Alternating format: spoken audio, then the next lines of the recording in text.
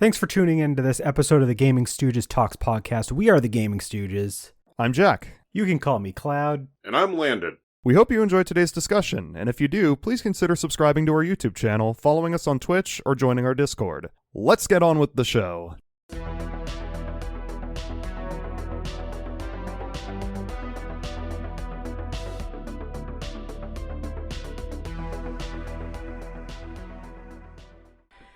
Gee, I hope we have the rights to the licenses to these games we're going to talk about.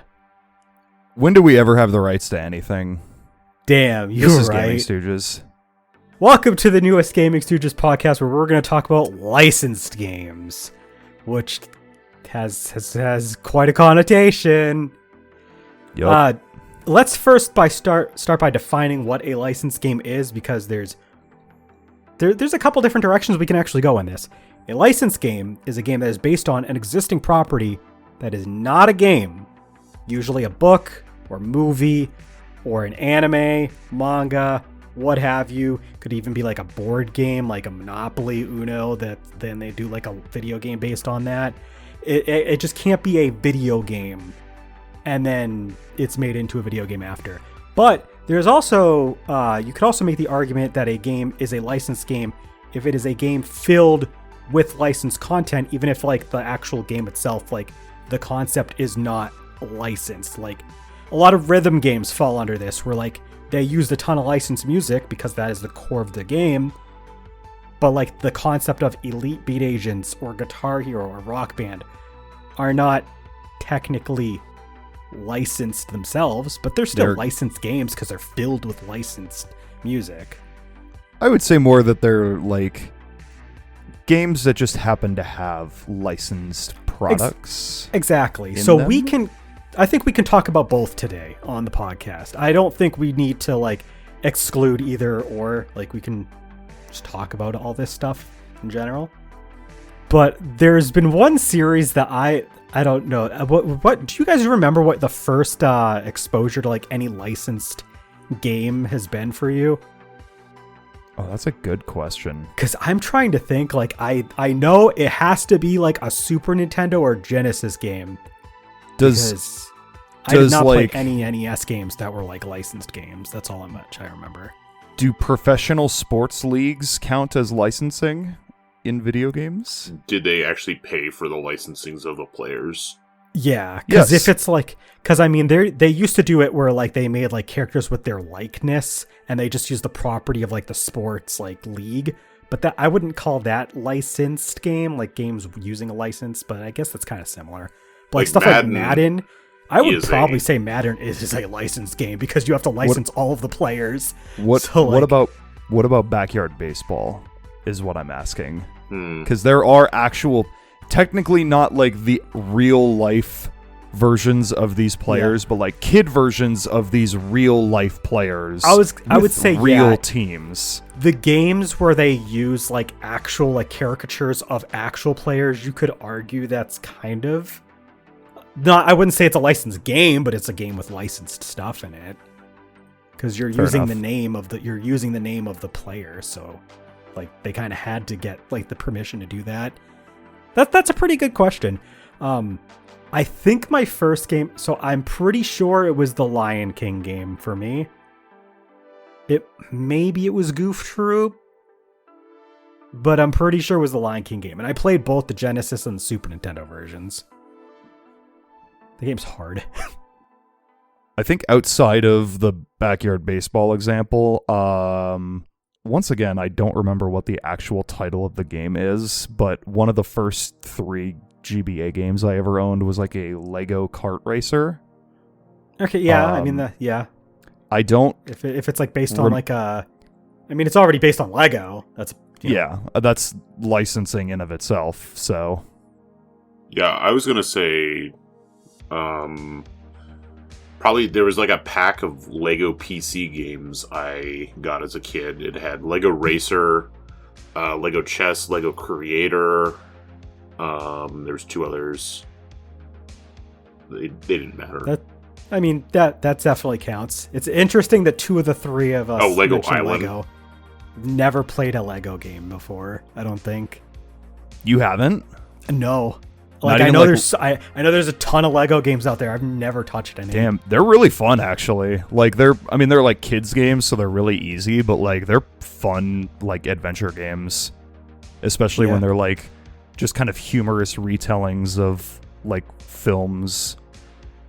Yeah. Well, the Lego games I'm talking about were like the late 90s. I know what you're Yeah. talking about. I'm just telling Cloud. A lot of the newer stuff is just like It's like a double whammy. It's like it's Lego, which is already licensing something else on top of that, and then that's turned into a video game. So you got the double license. Exactly.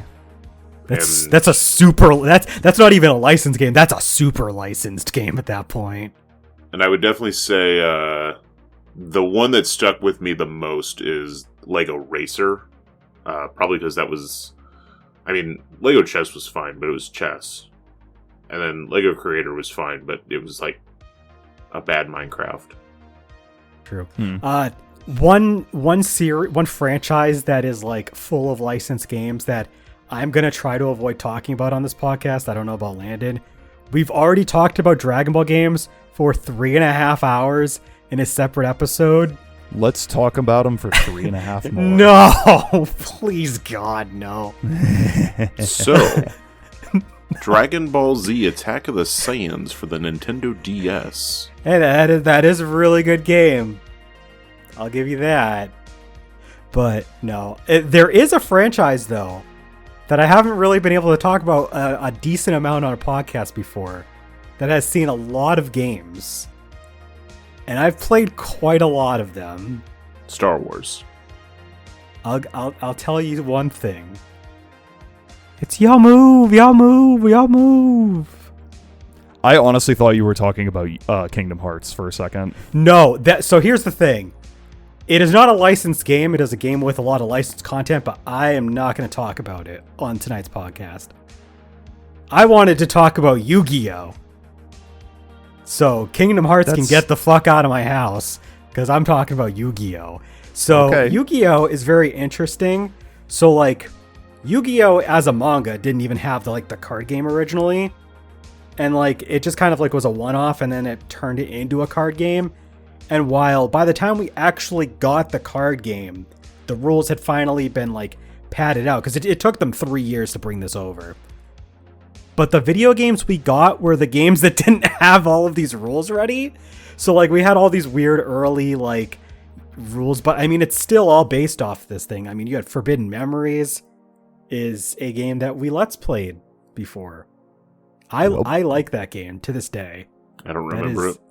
You do. Lennon, you don't want to admit it. You remember Seto Kaiba. You remember Seto Kaiba. Kaiba? Yes. Exactly. There you go. That's all I remember.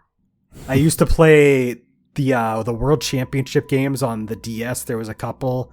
There was actually like a few, but I only played like 2 of them. And I like the 2008 one, because like, so you could make a character. There was like a campaign mode where you got to like duel these like dual spirits that like had like a deck themed after like whatever like group of cards they were from. So like, if you dueled like against, I don't know, Elemental Hero Atlantis or whatever, he would be like, either he could have like a water deck, or he'd have like an Elemental Hero themed deck. Or you could duel like Guardian Sphinx, and he had a bunch of those rock type monsters that flip themselves face down, and then like they flip up and do some stupid bullshit effects or whatever. There was also Duelist of the Roses. I did want to say, unrelated to the Yu-Gi-Oh topic, but just as a side note, I googled licensed games, and 2 of the first results were Dragon Ball FighterZ and Kingdom Hearts. There you go. But yeah, Yu-Gi-Oh had Duelist of the Roses. There was they had like a kart racer style game, like a racing game. Why? On the Wii. Why? It was like, yeah, it was Yu-Gi-Oh 5D's Wheelie Breakers, and you use the cards as like basically like your like power-ups and items or whatever that like messed with like the race. Everything was a kart racer on the Wii. Exactly. Prove And me apparently wrong. they even did a Yu-Gi-Oh one. Honestly. Like, Yu-Gi-Oh has like so many different genres going on. And the fun thing is that even the video game series did not start as a card game series. The first Yu-Gi-Oh game was based on the Capsule Monsters one. So like, because they had the Capsule Monster thing in the manga as well at the time. So they were like, yeah, just make a Capsule Monster game. And I mean, to be fair, at that time, like Capsule, like gacha pawn things were like that stuff was like all over Japan. Like Digimon had like Tamagotchi style stuff. You could also do like a gacha thing as well. So Yu-Gi-Oh was in on that. Like a bunch of properties were in on that sort of thing. Some of stuff stemmed from that sort of thing. So like, but yeah, no, Yu-Gi-Oh's like all over the place, and I've had quite a lot of experiences with the franchise. I've played at least a half dozen plus, almost a dozen games. I've even played the newest one, Master Duel, which is, I mean, that's just a simulator at that point, though. Which one's your least favorite? That's a good question. I All mean, of them? none of them are great, but like some of them I do have fond memories with. I'd probably say my least favorite is World Championship 2007, because like everything it does, World Championship 2008 just does better. There's more cards. You have a campaign mode, which doesn't even exist in 2007. So yeah, like... Is Buster Blade in 2007? Buster Blader's in 2007, but he's also in 2008. Is One-Eyed Shield Dragon in 2007? I think so. They have like 5,000 or so cards in the World Championship games at the time. If One-Eyed Shield Dragon's not in it, I'll agree with you. Okay. Yeah. Cool. But yeah, no, I don't know. I mean, I doubt either of you have played any Yu-Gi-Oh games before. I think I had a very, very brief experience with one of the... I do not remember which one it is, so don't ask me, but one of my friends had at least one Yu-Gi-Oh game on the GBA when I was a kid, and I played a little bit of that, like, one time. Oh. I don't remember which one it was, though. I will say, to answer Al in the chat, I did like GX Duel Academy. I haven't played in like 20 years, so I don't remember it all that well. I did like it, though, because you got to go through like the actual dorms. And I'm guessing, Landon, you really haven't like played any of the actual video games. Like, the only thing you know about Yu-Gi-Oh is that you had Junk Warrior as a card once. And Buster Blader and One-Eyed Buster Shield Blader. Dragon. And when I should exactly, you had 3 whole cards. I had more than that, but yeah, those 3, were cool. yeah. But do you guys have any like whole franchises that like are that sort of thing that you have played like a bunch of before? I'm sure there might be like at least like one series or something that you guys have like. The closest thing that comes to mind, at least immediately, is the Batman Arkham games, which are... Landon called this before we started our call. Before you jumped in the he call. knew that I was going to talk about Batman Arkham. Yeah, of course I am. Because they're good games, except for Arkham Knight. It's a weird way to say Arkham Origins. Arkham Origins is good. I mean, It's a like, weird way it's to not say amazing. Arkham City. No, Arkham... Shut the fuck up. But, yeah, you got Arkham Asylum, Arkham City are both fantastic games. Arkham Origins is, like, it's a fun side game that's mostly, like, just a... It was mostly just, like, a... I mean, it's a prequel, obviously, to the first 2 games, but, like... It wasn't the game that they had like their sole focus on at the time. A lot of assets were just borrowed from Arkham City. And then there's Arkham Knight, and I don't like that game very much. But overall, good series, 3 out of 4 is a good batting average. You forgot Batman Arkham VR. I have not played that one. And I don't care to. Which one is it based on? Or is it like a smorgasbord? Batman I have VR. no clue, actually. It's Yeah. its own standalone game. Isn't it only like 2 hours long? Something like. I mean, it's a VR game. Yeah. You can Play Arkham buy Knight it for us. $5. Al says, play Arkham Knight for us, Jack. I will think about it one day after I've played the first 3 games before it. Now, question, have you played any other Batman games? Because, like, I've played, like, one. No, I don't think I have. Okay, I played because the I one remember... based off of the, with the Chris Nolan, the first Chris Nolan. Oh, Batman Begins? Yeah. That's an interesting one-off game to play out of everything. Well, I 'Cause the mean, one I've that also I- played the Arkham games, but... Because I've played... my one Batman game was... I think it was The Adventures of Batman and Robin on the Super Nintendo. All I remember is that there was a level with a bunch of colorful blocks as one of the stages. I think there was like one where there was like a roller coaster or something as well. I don't know. I remember that game being pretty solid. It was quite a bit of fun. I never beat it though. Like some of the the Super Nintendo games are kind of hard, and I was a kid. I was a stupid kid, so I could not beat. I don't even remember how far in I got into this game. So, Do you remember much about Batman Begins, Landon? Was it? I'm trying to find that cover art just to make sure it's the right one. Hold. I'll post it in the spoilers. I just had the... I just found it. Okay. The only thing I remember from it, and it is Batman Begins, yeah, was the section. I don't know if I was playing it or if it was my brother who was actually playing it, and he was like stuck on a part, and he was like here, because that happened a lot. And I just remember it was during the first part, like the beginning of the movie, where he's doing the training, and like there's a stealth mission where you have to run through like the temple, and it was dumb. And I was like, this is dumb. You can have the controller back, kid.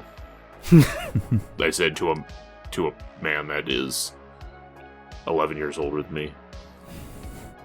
did you actually say those words? Probably not. I was... Like, here you go. What was this, kid. 2005? So... Yeah. Oh, No, I definitely did not so say you were those 12 words. years old. Not as 12 years old, you wouldn't say that. No. I feel like 12-year-old Landon had the capability of saying those words to a 20-something-year-old. Sure. I do remember back in the day you said, like... This was, like, way back when you were like... Shut the fuck up, kid. And I'm like, Yeah. Don't call me a kid. I'm an adult. And he's like, I'll call anyone kid. I call my dad kid. Yeah, I remember this. That is several quintessential. years in the future from 2005. True. About Right, 10. that's true. Okay, Still, though. fair enough. Going back to mentioning Super Nintendo games, since I had mentioned the Batman game, a lot of like weird, random, like licensed games I played happen to be like during that era because I was a kid, so like I didn't know whether games were, good or not back then. But I just thought it was cool, and there was obviously a bunch of stuff I watched on TV, and I thought it was cool, and then there was video games based on it, so I thought that was cool, and then I would play like a lot of these games. And Isn't that the concept behind licensed games? Is yeah, exactly. There you go. You just- see where that you see they made me a sucker. Yeah. They Have got this, I got have God. this dumbass spend Yep. money. Exactly. One of my favorite games of the era, though, was the game based on Toy Story. The first one. I know the second one is really, really good, and I haven't been able to play Toy Story 2, but I played Toy Story 1, especially on the Genesis where it has like an extra level or whatever. But like, that game was actually really solid. I remember there was like, so it's a side-scrolling game, but like, especially on like the Genesis, they managed to make like the graphics, especially for like the sprites, like really, really detailed for their time. I remember the developers getting like a lot of like praise because they managed to like have that sort of like fidelity on that game. But I remember there was like a level based on Andy's room. There was a level based on Pizza Planet. There was like one of the last levels is based on the chase for the moving van down the road. Like there was a lot of like iconic moments that were put into that game, and like I thought it was great. I actually managed to beat it. Like think it was like 11, 10 years old or something. I don't know. I remember I beat it in foster care. So I want to say it was 10. I'm pretty sure I beat it when I was in foster care. Because my aunt had a Genesis. So it was probably that. I know little baby Jack probably never got, I mean, besides Goof Troop, like, hasn't really, like, deep dived into a lot of, like, licensed, like, 16-bit era games. I've played a few of them. I love Aladdin. He's probably played more than for I the have. Super Nintendo. Really? You haven't played a whole lot of licensed games from the 16-bit era? I mean... It's crazy, too, because, like, that's the era where, like, a lot of good ones came out. Like, you had the Aladdin game, the Toy Story game, the Batman and Robin game was pretty good. Those aren't Pokemon. That's true. So Mickey's Castle, the Mickey Illusion games. I mean, Mickey Castle of Illusion. I played that one. No, it's because I didn't have like a Super Nintendo or a Genesis, and that's not like what one of my stepbrothers was like really playing, who like owned those consoles. So like my access to like that type of stuff was very limited. It's whatever was on like the Game Boy. So like the stuff I had was like I said, I had those Lego games, and then I had like Lego Island 2 for the Game Boy Color. Speaking of Game Boy, did you play any, like, what licensed games have you played on the Game Boy? Because I've played like one or two. Lego Island 2 for the Game Boy Color. So one of the worst And games. I mean, it's not for the Game Boy, but Barbie, the spy agent game for the Game Boy Advance. Okay. Badass. Yeah. I remember one of the worst games I had ever played was an Austin Powers game for the Game Boy Color. Oh hell yeah! And it was Austin Powers, Welcome to My Secret Lair. It was literally just a bunch of really crappy, watered down like board games and stuff, but with Austin Powers skins. And I think there was also like a side-scrolling thing, like sub-game thing that was like really bad. I had played it like 2 minutes, but I played Othello a lot on it. That's hilarious. I found out which Lego Racer it was. It was Lego Racers 2 that I mentioned earlier for the GBA. Okay. Because I think it's the only Lego Racer on the GBA that I could find. And the first Lego Racer was, I think, Game Boy Color for the handheld version. Mm-hmm.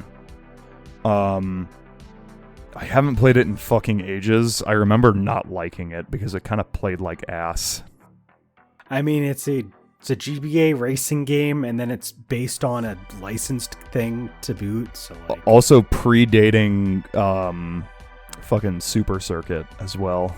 So wait, how it predated Super Circuit? Super Circuit came out like within like the first couple of months. Launch of title, the GBA? Baby. Yeah, it came out in 2001. Yeah. I mean, it wasn't a launch title, but it like came out like shortly after the GBA come out. Okay, you know what? It does not predate Super Circuit. That makes it even worse then. It came out 2 months after. Oh. That makes it even worse, because like Super Circuit had already set the standard, and these other games are like crashing. You can't expect like a whole dev team to change stuff in less than 2 months. And you can't expect a dev team to like be able to replicate what a team that's worked with Nintendo directly before and was making a game on their hardware and like knew what they were doing. So, because you had Intelligent Systems working on, like they knew what they were doing with Mario Kart Super Circuit. Allegedly.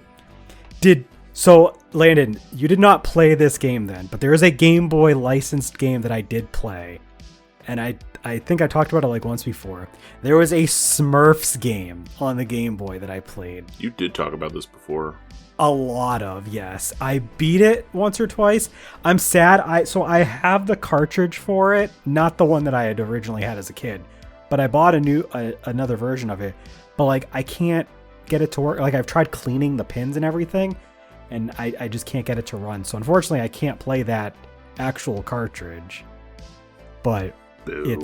It's a pretty fun game. It's also a side scroller, and I remember there was like the whole what's the name of like the evil dude from the Smurfs? I don't remember. Like I remember like they have him as like a final boss, and you have to like Slagathor. I think it's Earth's. Gargamel. That's his name. Gargamel. There it is. Okay, I remember he was the final boss, and he like there was like this weird like unique final boss fight that like before I hadn't seen it in like a platformer, but that was also like probably the first platformer I ever beat. So for that, I just remember having nostalgia for it because at the time that was like something new for me. Well, I might not have ever played any of these games, but I did watch someone play Tasmanian Devil video game. Way back in the day. I played, it wasn't for the Game Boy, but I played a Taz game. It was Bugs and Taz, and I can't remember the exact name of the game, but it was on the PS1, and it was like the follow-up to a Bugs Bunny game. It was not the follow-up to the one that Justin LP'd. No, it wasn't. They weren't connected. The one that I played was connected to the previous PS1 game that had come out. Damn. And it was a 3D platformer where you switch off between Bugs and Taz, and like they go through different time periods.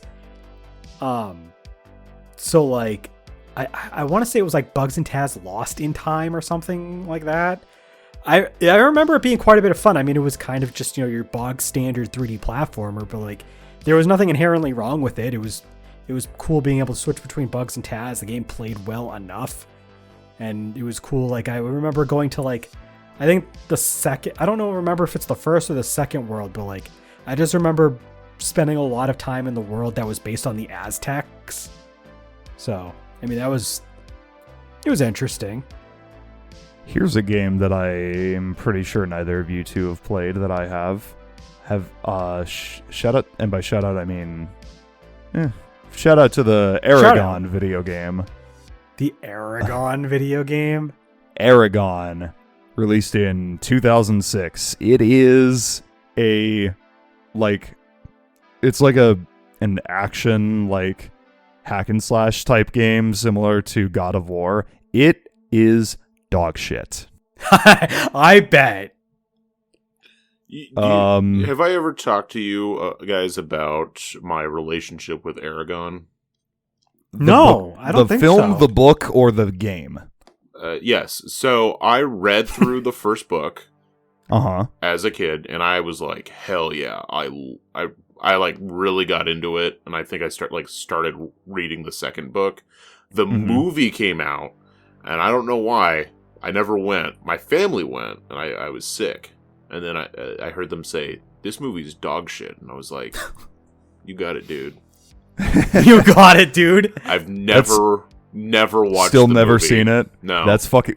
Landon, that's funny. We gotta do a commentary for it one day. Oh, no. Like, bad movie it's commentary so for bad. Aragon. I've heard awful things. And, like, I'm so far removed from, like, the book world now that I don't remember. He like finds the dragon egg and like raises a dragon. I mean, I haven't read the book in forever either. Like I remember liking it. Yeah. And then the movie was bad. And the game is based on the movie. So it's bad. Yeah. Yeah. Based on go ahead. No, it was it's from that era, so it's bad. So I'm going to like kind of just lean on that point about like not the movie being bad, but I played a game based on a movie back from like the PS1 that was this game was dog shit. You want to know which game I played? What? Fucking Warpath Jurassic Park. Have you ever heard of this game? That's not real. It is a fighting game for the PS1 based on Jurassic Park. Yes, a fighting game. And you play as the dinosaurs, but the game is dog shit because it controls like ass. Everything feels tanky. The end lag on moves is just disgustingly long. It's just it's just shit Tekken. It's shit Tekken. It's so but with bad. Dinosaurs. Exactly. Like, I remember I had a fun time playing it because, I mean, who's not going to have a fun time playing a game where you get to fight as a dinosaur? But the game's not good. The game's honestly sucks. though, like, if they had like a competent dev team behind it, that would be sick as fuck. That would be sick as fuck. Too bad this game sucks ass. Why is it a fighting game? I don't know. Like, that's the funny thing. I just remember playing it, and it was just the most disgusting thing I've ever seen. It also came out in 1999, 5 years after the first Jurassic Park. Yep. That is a funny ass game. Make a rail shooter. Published by EA and DreamWorks. But Jurassic Park is like a franchise that's like made to be a rail shooter. Yeah, honestly, I mean, and I hear the they could have done a Pokemon Snap style game for Jurassic Park. They could have, but and on rail take pictures with the game. Why didn't they do this? Yeah, so like rail shooters and the park sims, because they have those park sims that are out nowadays for Jurassic Park. Jurassic I'm gonna look like a complete dumbass if they've actually made this kind of game and I just don't know it exists. I mean, probably. Hey, you want to know a dog shit game based on a dog shit movie that I've played? Sure, go off. The Golden Compass. What? Do you guys remember The Golden Compass? I never watched the movie, but it's the one with the polar bear, right? Yeah. It's the one with the polar bear. It came out in like 2006 or 7. I don't remember. But my friends and I used to have like a thing because my buddy David, he bought a copy of this at I think it was Mega Replay for like $1. And we had like a thing where we would like place bets against each other, and whoever lost had to play an hour of The Golden Compass. And it's just a really bad, like, it's almost like a Prince of Persia type game. Sure. Like, it's kind of like an action adventure / 3D platformer / like puzzle game. It's bad. It's so bad. Like games I can remember, like in sort of like the PS2 Cube era, Shrek 2. Hell yeah. Played through Shrek 2. Game's dog shit. There is Disney's Magical Mirror starring Mickey Mouse, which is like a 3D platformer point and click game. Yeah. I remember being okay. Point and click? Yeah. I don't know. Do you remember how that works? Because that sounds interesting. It was like you would go into a room and you would like run around in it and like collect things and like interact with stuff. Okay. It's been a long time. I only rented it. I never owned it. So I like maybe got like 3 hours of playtime out of it. I know I've talked about them before, but there was like some Disney sports games, like the Disney Skate game, where I would just make the That one's actually good as fuck. Yeah, I would make the tallest, fattest kid and just do sick tricks. It was like, because it was literally just using the Tony Hawk Pro Skater engine. Yeah. My biggest experience with Disney licensed games was the Magical Mystery Tour Kart Racer on the PS1. Stream for that at some point. I remember you mentioning that. I remember you mentioning that in a previous podcast. It's a legitimately fun game. It doesn't have a whole lot of courses. It has like 10 unique courses and then like a few like sandboxy courses where you don't actually do full races. You're just like collecting stuff. And like there's like a bunch of different characters that you can unlock. So like that one's pretty fun.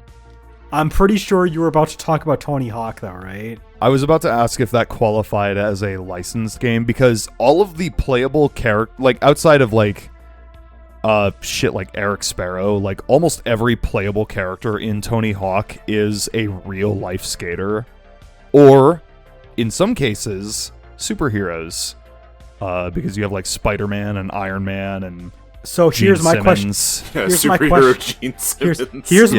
Here's my question to answer your question. If we count Tony Hawk, can we count the WWE games? Oh, absolutely. Then there you go. Well, the WWE games are definitely licensed. Well, yeah. 100%. Here's the fun one. Do any of the NCAA video games count as licensing if NCAA doesn't pay the players for likeness? That part is tricky. That part's tricky. The thing is, though, you do have actual schools in those games, just not actual players. Yeah. Which is kind of fucked. I mean, it's the law. I mean, you can't pay students for licensing. Oh, they could have. So. True. They just choose not to. Yeah. So going back to like bad Disney games, do you guys know the original The Incredibles 2? Not the movie. I don't know about the game. The Incredibles 2 game? So it wasn't called The Incredibles 2 for the video game, but it was The Incredibles Rise of the Underminer, and it was set right after the events of the first one where like the Underminer digs up from the town. I'm actually not familiar with this one at all. It was go ahead. No, you go ahead. Okay. You talk about this one. It was like a 2D or not 2D, sorry. It was a 3D 2-player like action brawler. And you got to play as Mr. Incredible and Frozone. And you like ran through. It was all those two? Just those two. Everyone else was like topside.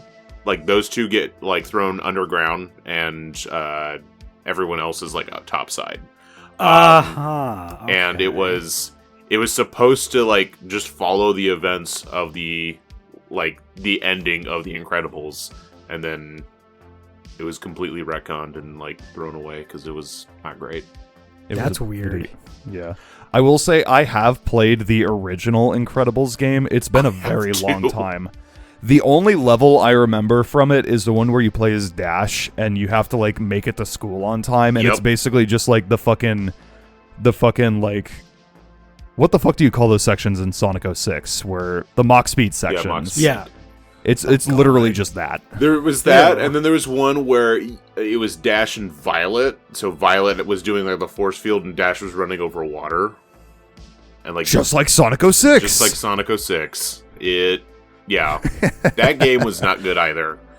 And then it was not. Al in the chat brought up the Jimmy Neutron games. Oh shit! Yeah, Never touched those.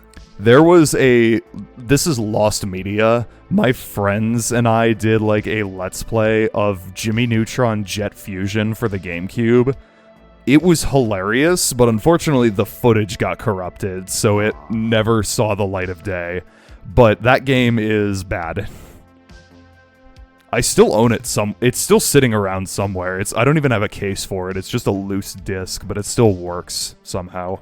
Going back to the note that we had made about like long running series, like you mentioned Tony Hawk. How many Tony Hawk games have you played? Like which ones have you? Would it be quicker to say the ones that you haven't played? Yeah, actually. Let's see. Let me Google list of Tony Hawk games real quick. Okay. I will say most of the ones that I haven't played are gonna be like the handheld ones I haven't really touched too much. I've played all 4 of the Pro Skaters. I've played Underground, Underground 2, American Wasteland. I've played Downhill Jam. Project 8 I've played a little bit of. I never owned it, but my cousin had it, and I remember like there was a couple weekends where I stayed over at his house and we played that. But I've played a little bit of Proving Ground, but not much. From what little I've played, I'm not really missing much. Let's see. I have never played Tony Hawk's Motion, which was the DS game where you have to put in like the motion like GBA cart into the GBA slot, and you basically just like control your balancing with this fucking extra peripheral that's in your DS Lite growth or DS Fat. Yeah, There is a mobile game called Tony Hawk Vert that I've never played. I have played very, very little, like probably 5 minutes of Tony Hawk's Ride, and it sucks. That's the one where you have like the whole skateboard peripheral, and you have to like actually control it like you're skateboarding. One. It's bad. It's so clunky. I think I remember seeing that advertised, and I was just not. I was like, no, I'm never touching this. And they made 2 of those games because they also made Tony Hawk Shred a year later. Ew. There was Pro Skater HD in 2012, which was an absolutely terrible remake of the first Pro Skater. There was Pro Skater 5, which was just a really, really sad game that I never played because it looked like dog shit. And from what everyone has said, it was dog shit. So you didn't miss anything. And then there was Pro Skater 1+2, and that one's great. So an actual good remake of the first Pro Skater and the second one. So I played quite a lot of WWE games. There's way too many for me to actually list the ones I didn't play, because I did play less than I actually did not play. But I remember playing, there was a WWE Warzone, I think was the name of it. It was a game centered on WWE Raw at the time for the PS1. I think it was called Warzone. I might be mistaken. There was a WWE game, obviously, when it was called WWF, as well as the last game that I mentioned. I don't know which one it's for. No Mercy. I mean, not which one it's for. It's but no, there was a Super Nintendo game that I played. It's probably Super WrestleMania. If I had to take a guess, that's probably it. I don't know. That's my guess. It's probably Super WrestleMania. I remember playing that one a lot. I like that one. I played quite a lot on the PS2. I played Shut Your Mouth. I played SmackDown vs. Raw, SmackDown vs. Raw 2006. I played a really bad WWE game that was not a wrestling game. It was called WWE Crush Hour, and it was a really bad Twisted Metal ripoff with like angst on the level of Shadow the Hedgehog. It is cringe, it is terrible, and if you want to find something funny for an afternoon, that might be up your alley. That's the kind of game where, Jack, if you wanted to like do one of those play a really dumb bad game like moments, like that's the kind of game that you would play for it. It's really bad. Okay. I do love me a good bad game. It's a good bad game. I'll say that much. Gross. Yeah. So Crush Hour. I also started playing one for the PS4. I think it's 2K18. I don't remember which one it is. I just remember that I like the idea that you start in NXT and then like you work your way into the WWE proper, and then they have like all of the belts from both SmackDown and Raw, and like you can choose like which ones you want to go to, and like you can make your own title belt series, just like you could start doing that. And I think it was WWE SmackDown vs. Raw 1 that started something like that. I don't know. I've always enjoyed like being able to make my own custom wrestler, and then just like having them do like the dumbest shit in like the campaign modes of like some of the different games. Like that was always one of my favorite things, was like the ridiculous things that they come up with for the campaign, which is why I loved Shut Your Mouth and the SmackDown vs. Raw games that I played on the PS2, because that was like peak dumb campaign shit based right on the frickin' WWE shows. Can I divert the subject slightly? Oh, go ahead. By slightly, I mean just do a different topic.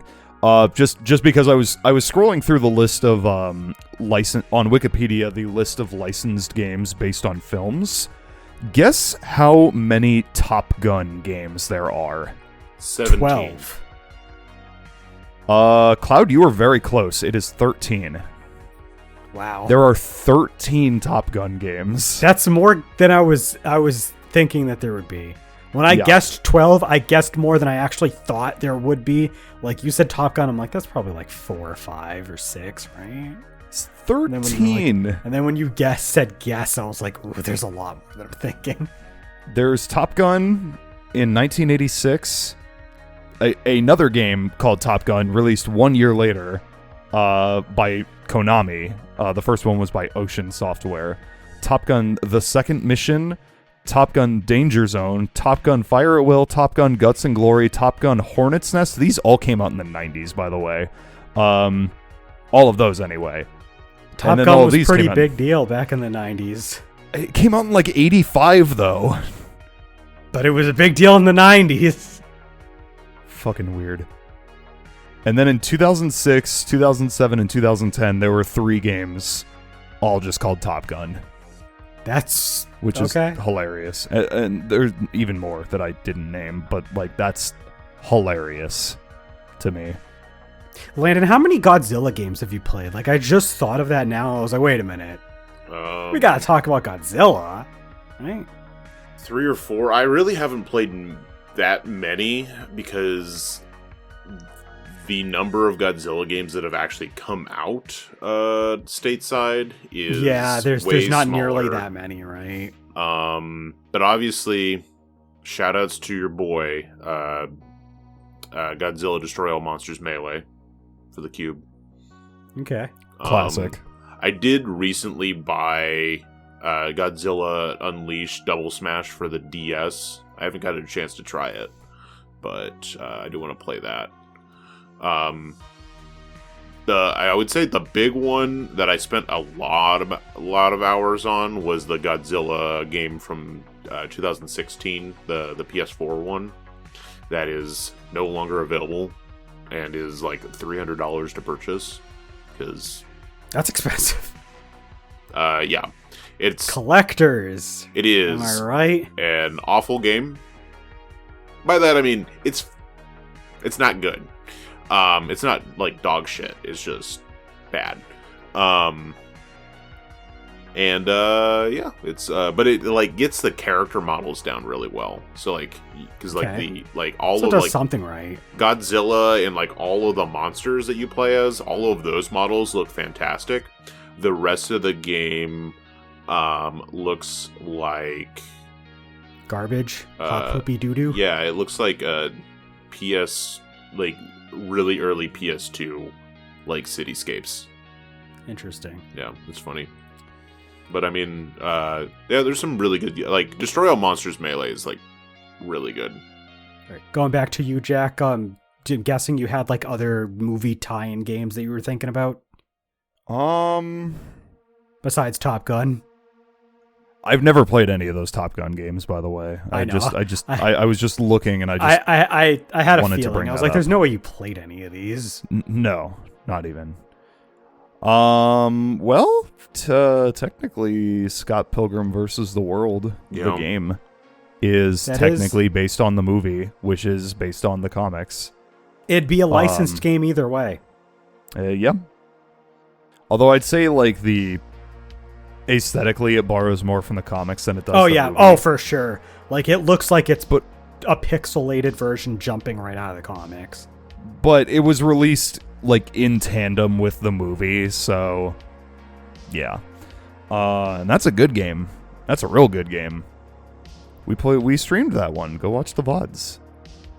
I want to go back to something that Landon had mentioned with like, speaking of series franchises that are really popular in Japan that have licensed games that we didn't really get too many of here. Super Robot Wars is a series that has games in it that I played, and I feel like I would be remiss if with Al in our chat right now as we do our live stream version of this, if I don't talk about Super Robot Wars.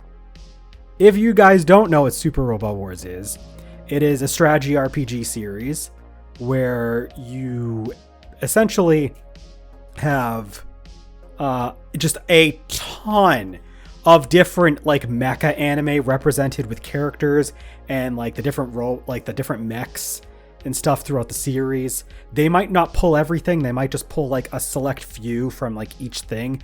And over the course of the game, you meet more and more of them, and you're helping the good guy pilots and mechs to fight whatever like evil plot line comes from them. And then there's also like an overarching thing as you continue through the game.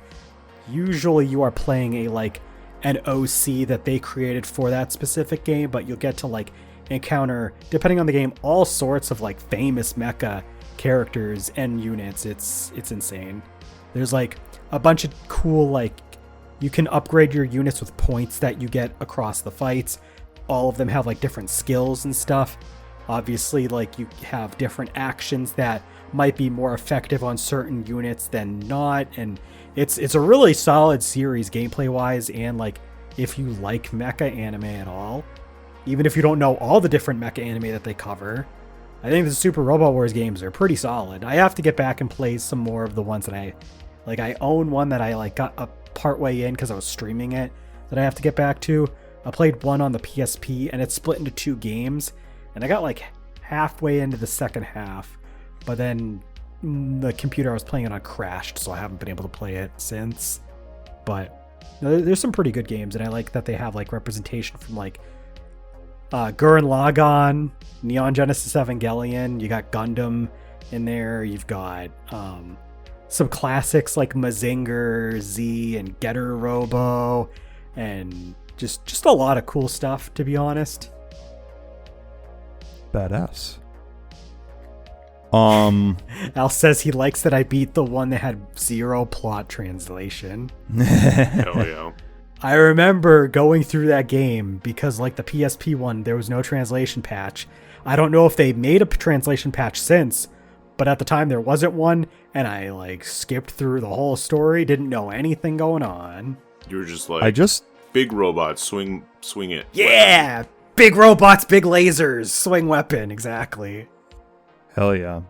I have not played any of the Super Robot Wars games, so I can't speak on them personally. But you played Project Cross Zone, which features a character from Super Robot Wars. Somewhat similar. A little bit. True. Not too much, but... An original character to Super Robot Wars, and not like one of the crossover characters. So yeah. That's I guess funny. So.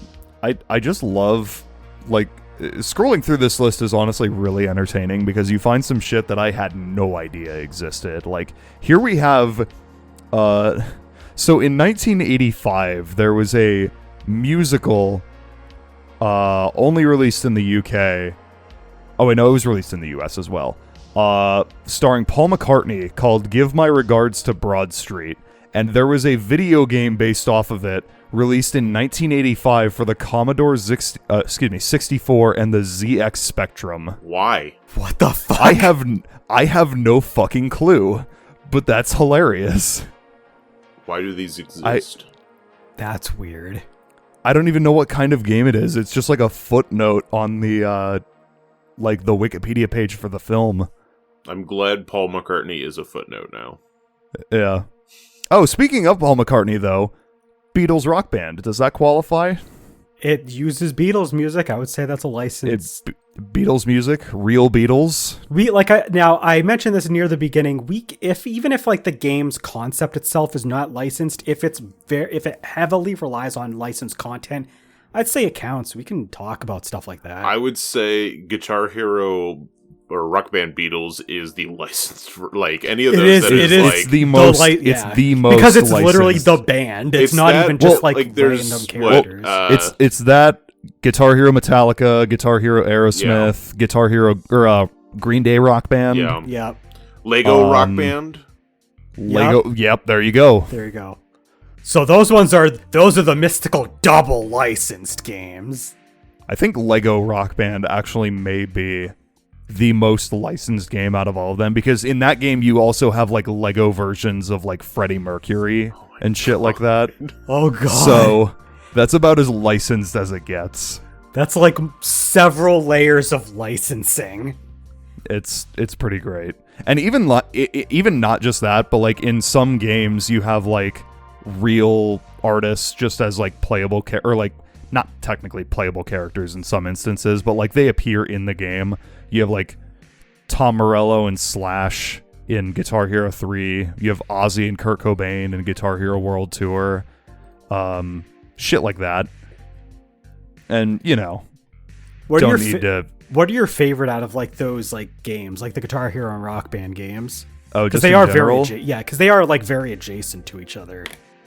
Guitar Hero 3 and Rock Band 2 are the best ones, in my opinion. Guitar Hero 3 is so fucking good. I've literally been thinking about that. Like, I want to stream that one day, but at the same time, the VODs would just be like, we could not export the VODs at all because the whole thing would just be muted. They could live on So Twitch. They could live on Twitch, but even then, the VODs on Twitch would also be on Twitch, but at least would be able to do the live stream. We might be able to get away with it if we stream it on YouTube and be able to save the VODs that way. But I've never streamed on YouTube before, and I have no idea how I go about doing it. We did it for the D&D campaign. We've streamed. Oh yeah, we streamed through the D&D campaign. He was part of that. He was live on YouTube. Me personally, I have you haven't never set it up. I haven't set it up. It's a little tricky at first, but like it's not that hard. It's pretty easy to get into. But like, hey, speaking of D&D campaign. Oh. Hey, Cloud, you want to do Hello. it? You want to do the Patreon segue real quick? You know what? I guess I can, but I am gonna continue to talk about similarly related stuff after that. That's fine. So okay, this is a good. I was gonna say this is a good point for us to take a quick break to talk about our. And by we, I mean they're gonna take a quick break while I don't get to have a break because I have to talk to you guys about our social medias. We've got a Patreon game. Patreon.com/GamingStooges. We've got our 2 tiers. We've got the Silver Stooge tier, which gives us general support. We thank you guys a lot for that. And of course, access to voting in polls to determine future content. So if you ever want to have a say in what we're going to do next, we throw up polls regularly and you can decide for $3 a month. $6 tier, we have the special shout out, which I believe that Pixel Vixen is still on that tier. So I will look and make sure that is the case. But yeah, thank you, Pixel, of course, as always. And if you're part of that Silver Stooge tier, Gold Stooge, I think we have Silver Stooge and Gold Stooge. If you're a Gold Stooge, you can also access exclusive content. And right now we've got a really cool tabletop campaign that Landon is hosting for Delta Green. Last Things Last. We have the first part already up, and we've got a second part that's going to be coming very soon, later this month. By the time this goes out to other platforms, it should be right around the time that the second part is going to be going out to Patreon. We have YouTube, youtube.com/GamingStooges. You might be watching this over there when it goes up, although just if you are watching on YouTube, just know this was already on Twitch Live. So you can join live if you go to twitch.tv/GamingStooges. We've got a Discord. You can join. The link is in the description in our different spots there. We've got, of course, our podcast goes on many different platforms. We've got Spotify, Apple Music, Amazon Music, podcasts, whatever. Like, I'm gonna think about trying to stretch it out to some more platforms. I noticed that you can do podcasts on Pandora Radio. I think that'd be cool. So like, I'm gonna try and look at other platforms that we can stretch out to, because there's even more platforms that the RSS will be able to go through. But yeah, there's just we've got a lot going on.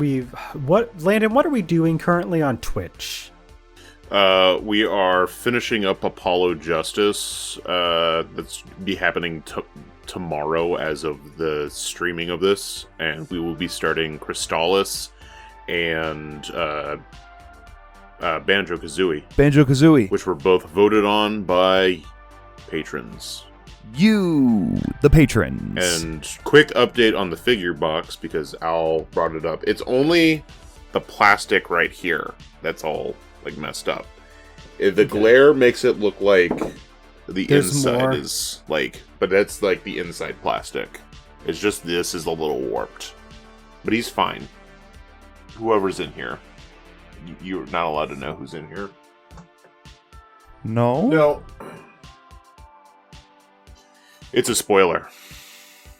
Ooh. I let a spoiler sit right behind me every single time we record one of these because it's funny.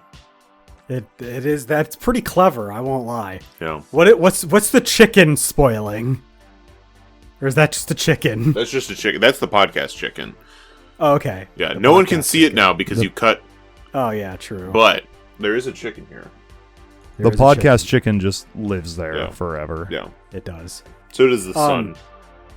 So getting back to our main topic, we've been talking about licensed games, and we just started talking about No. rhythm and music games specifically, which are, in some manner or another, are heavily reliant on licensing. Even if they're not licensed games, they can still rely on all this licensed music. So it it does count.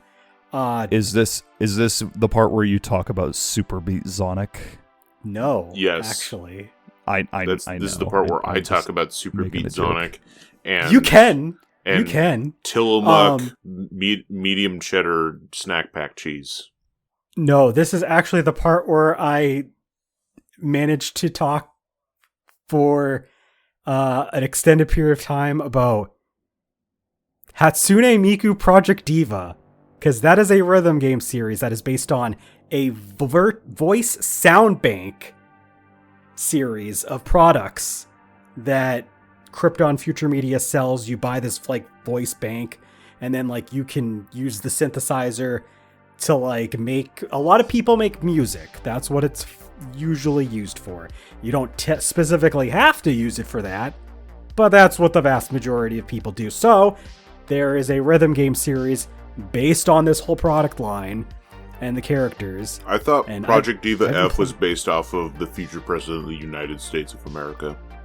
God, I Hatsune wish. Miku? God, I Hatsune wish. Miku. Yeah. That would probably be one of the best presidents we've had in a long time.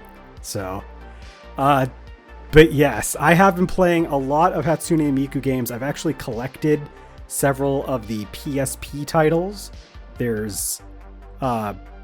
in Japanese. They weren't released over here, but PSP is region free, and literally the only thing you need to understand in the menu, like when you're playing a foreign language title for like a rhythm game, is how to navigate the menus. And like through the power of Google Translate, you can just take a picture of the menu and then it just translates it, and then I already know what everything is at that point. But the Hatsune Miku games are interesting. So like rhythm games, they handle how they do like showing you stuff in different ways.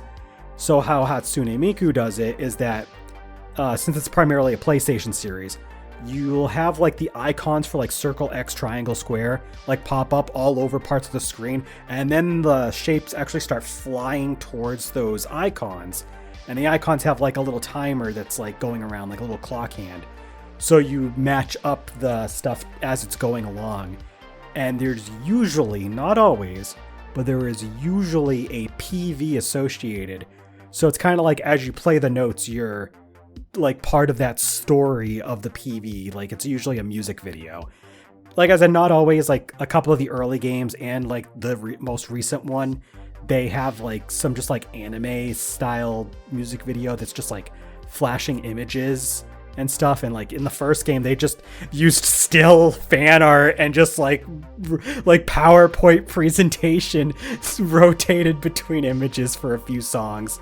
But like for all the other songs where there's like a PV, it's pretty cool to see like the characters dancing around. Or there's like one song where it's like called Kagero Days, where like the whole story is about like being trapped in a time loop over the summer, and like the PV that goes with it is like associated with that. So like I like rhythm games that do that. Like Elite Beat Agents does something similar, where like there's like a whole like music video that's taking part on the top screen as you're doing like the actual notes, and there's like a whole story being told.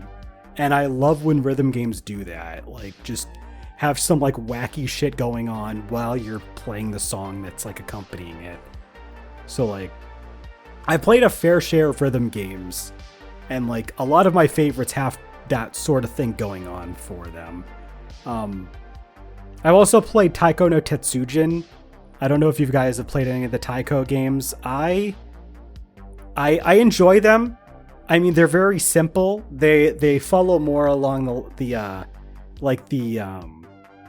Guitar Hero Rock Band style thing, where like the notes are just coming at you from a certain part of the screen, and they'll be moving towards like your spot where you line everything up and time everything. The thing I like about the Taiko no Tetsujin games is, although the songs are usually very short, because like rhythm games, I like the ones where like they keep the song as long as possible. Like Project Diva is usually like 3.5 minutes. The Guitar Hero games, they usually play the song in its entirety. They'll usually pick like 3-minute songs or so, but like they'll usually play the whole thing. Same with Elite Beat Agents, they pretty much play like the whole song. Taiko no Tetsujin, the songs are usually very like short. Like they're only usually like 1.5 to 2 minutes, but they have a fuck ton of songs. Like, and they're from all over the place. You've got like Bandai Namco original music, you've got anime songs, you've got like they got a whole bunch of like video game music from like other series. They have just a lot of different stuff. So like it's some games, they go based on like variety of music. Sometimes they have like a smaller selection, but like they try to like push the quality of the actual like note charts and the length of the song a little bit more. You know what game qualifies as a licensed game based on our own definitions? Crazy Taxi? Yes, actually. I wasn't going to say that, but yeah, there's a lot of, I mean, like, it's got Offspring and Bad Religion, and then there's like, you have Pizza Hut and Taco Bell and Tower Records and shit like that. But no, that's not what I was going to say. Jet Set Radio. Donkey Konga. Oh. Wait, the songs in Donkey Konga are like... Oh yeah. From other Donkey stuff? Donkey Konga has a lot of licensed music in it. You have like Earth, Wind, and Fire, the That's Supremes, funny. That is funny. The B-52s, Devo, Blink 182. What? Chumbawamba. I did not know that this is that's what Donkey Konga has? Oh like, yeah, they have the Mighty music. Boss Tones. That's so funny. Jamiroquai. There's a lot of shit in Donkey Konga. It's really so funny. I love It's that. really funny. I love it. I want to play this game now. I own it. That is so funny. Come over and play it with me. Yeah. So that qualifies. Good old Donkey Konga. Rhythm games, music games, there's a lot out there, and there's a lot of interesting ones. Hell yeah. I love me a rhythm game. So didn't you want to talk to us about Super Beat Sonic? Oh yeah. I mean, it is licensed music. Like it is like actual music. Like it's not just music. Yes. It's not just. I mean, a lot of the music we don't know. Like we probably discovered through that game, but like it's actual music that existed. A lot of it's like club music from like Japan and Korea and stuff. What do I know about that? I mean, it's a fun rhythm game. It has the eternal meme that we reference that we there's no way out. Thinking back, Gone you and me remembering. Like that. Yeah, it's fun. All I know is there's a song in that game called Fantastic, and that shit is a bop, and I love it. Yeah, that one has a lot of good music. I agree. Have you played many rhythm games outside of like the ones we've already talked about that like have licensed stuff? Because I mean, you play a lot of rhythm games, but interestingly, quite a few of them are not using licensed music, but are actually like music that they created for the game, such as the Bit Trip games. So that's not really the same thing. Well, the Bit Trip games have licensed music. In some cases, yes. In some, that's interesting. In the so for the original series, all of the like the menu and then the ending credits, except for Flux, are all licensed music. Yep. Oh. Yeah, they like partner up with chiptune artists and they basically license their music to use in those games. I think that's interesting that they did things in reverse, because usually games that have music that is licensed, the music that's licensed is the stuff you play, and the menu music is what they create like separate of that.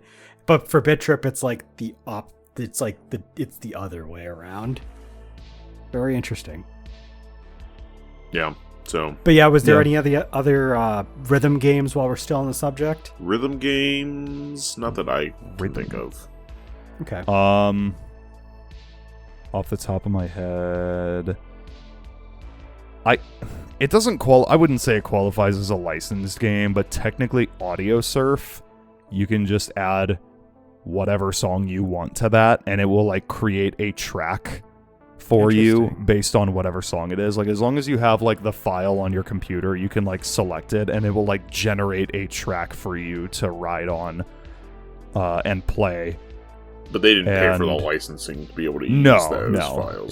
It's just so that instance does not qualify. You can use licensed music in it. Yeah. It's like Rocksmith, and you just play free mode and just fucking noodle around on whatever, and it ends up being...